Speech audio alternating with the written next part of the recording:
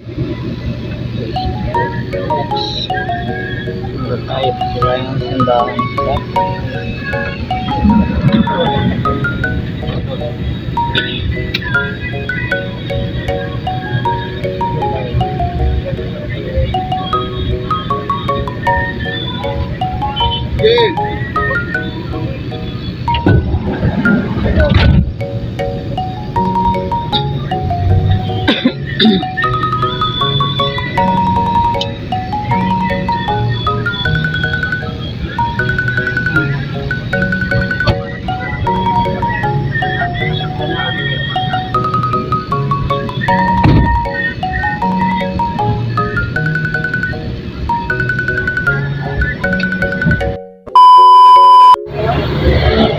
Sa simbahan sa labas, daming tao. Po tayo sa Quiapo, guys.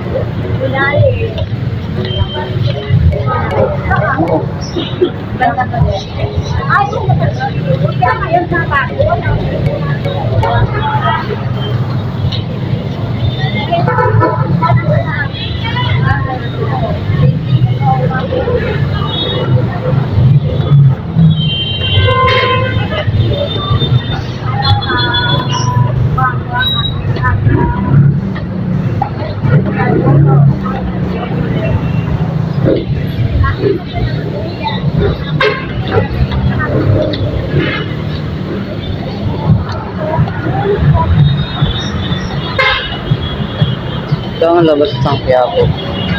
Kaya maraming paninda, mga gamot-gamot.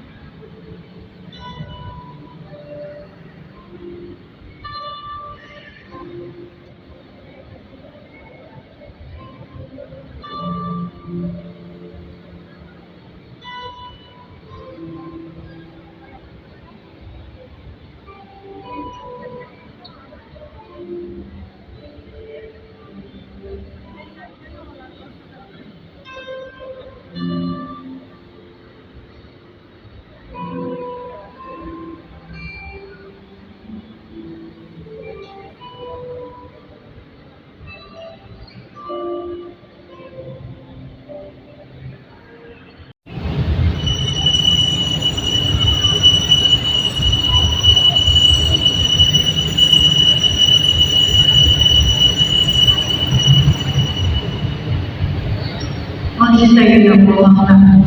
Iugapunin natin ang misteryo ng pananampalataya. Misteryo ng pananampalataya. Misteryo ng buhay. Misteryo maraming na walang panahon. Ang ginagawa natin kayo ng pagkilala sa pagkamatay mo ni pagkabuhay ng iman na kaya diniyari namin sa iyong tinapay na nagbibigay buhay at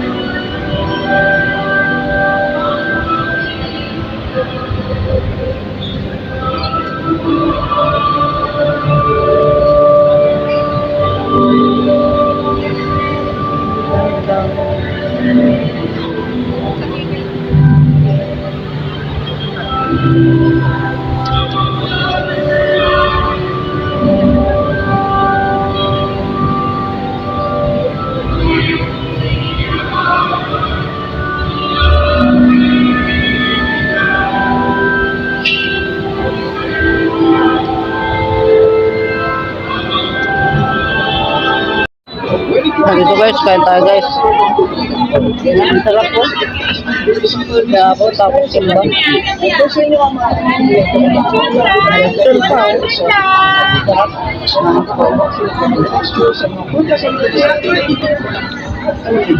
Kuya, ang sarap na kain.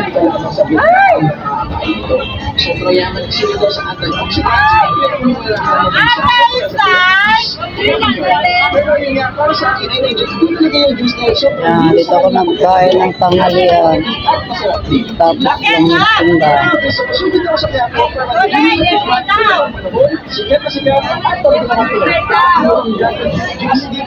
kakain na.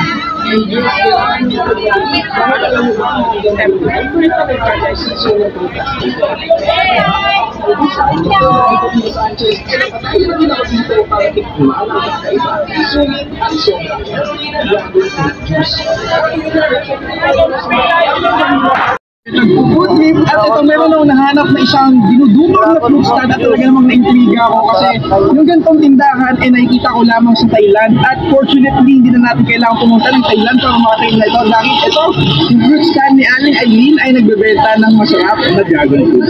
At yun nga, sobrang patok at tinatangkilik naman talaga ang juice stand ni Aling Nene dahil bukod na sa mura, masarap, healthy at natural pa. Hindi raw kasi sila gumagamit ng kahit anong powder o kahit anong dragon fruit flavoring para mapasarap ang kanilang juice. And yes, nakakatakam naman talaga kasi grabe, makita mo talaga sa iyong harapan na 100% totoo at Kaya tatanungin ko lang, ma'am, bakit po kaya madaming bumibili dito sa dragon fruit po niya, ma'am Aileen?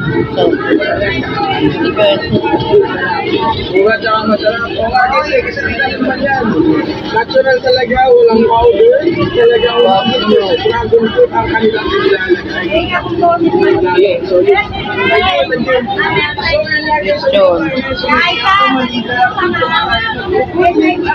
nahanap na isang dinudumog na fruit stand at talaga naman naintriga ako kasi yung ganitong May mineral kayo? ay nakikita ko lamang sa Thailand. Ako yun. Hindi na natin kailangan pumunta ng Thailand para makakain na ito dahil ito, yung fruit stand ni Aling Aileen ay nagbebenta ng masarap na dragon fruit. At yun nga, sobrang patok at tinatangkilik naman talaga ang juice stand ni Aling Nene dahil bukod na sa mura, masarap, Gulay. healthy at natural pa. Hindi Lemon. kasi sila gumagamit ng kahit anong powder o kahit anong dragon fruit flavoring para mapasarap ang kanilang juice. And yes, nakakasama mo talaga kasi grabe, nakikita mo talaga sa iyong harapan na Sa Quiapo, ito kami nabibili guys. So, kahit sa Quiapo guys. So. Daming gulay. Mamaya bibili ako yun. Mura na eh.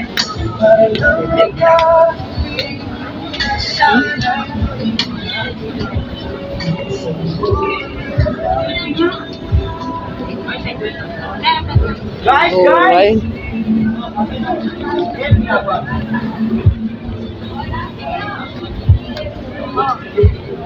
Carrots. 20 lang. Mura lang.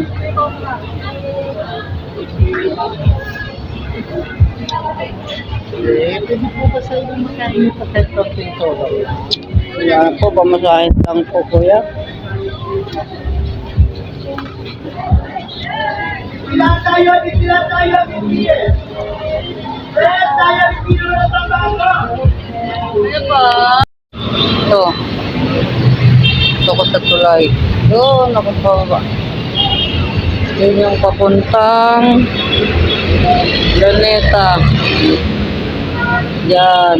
Kanan. Ito naman, sa kapila. Puntang Fairview. Kasi nandito ako sa Quiapo. Doon ako sasakay sa kapila. Diyan. Doon ako nang galing. Oh. Yung simbahan ng Quiapo guys. Yun. Papuntang ayan, papuntang ano yan, ang tawlo na ito yan papuntang SM Fairview yan, tama rin. Tara na, kakahilod dito dumaan sa taas.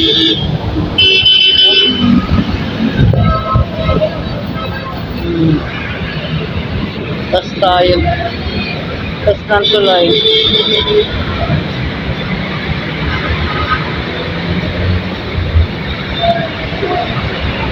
bata ko po.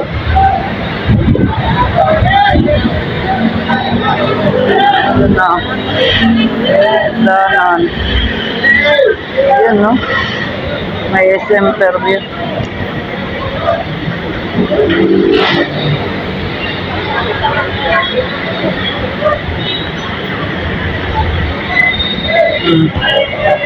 Ay, puta. Dadapa pa.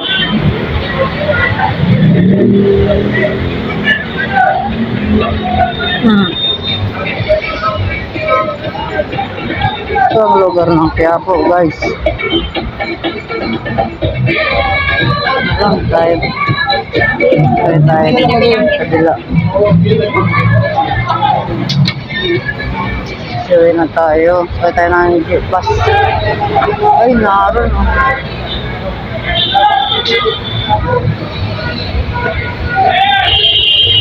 Sayang.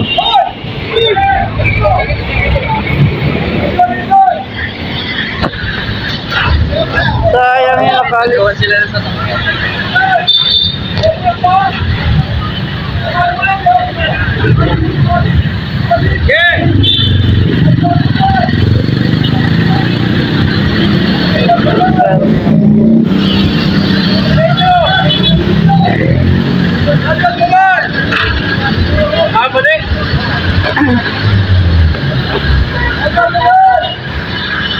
Saan pa? Dami pa? Ayan.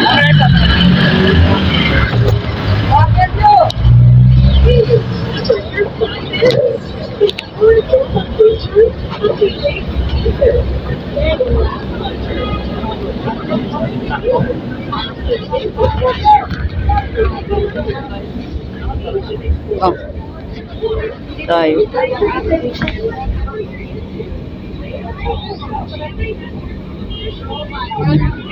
Itang SM.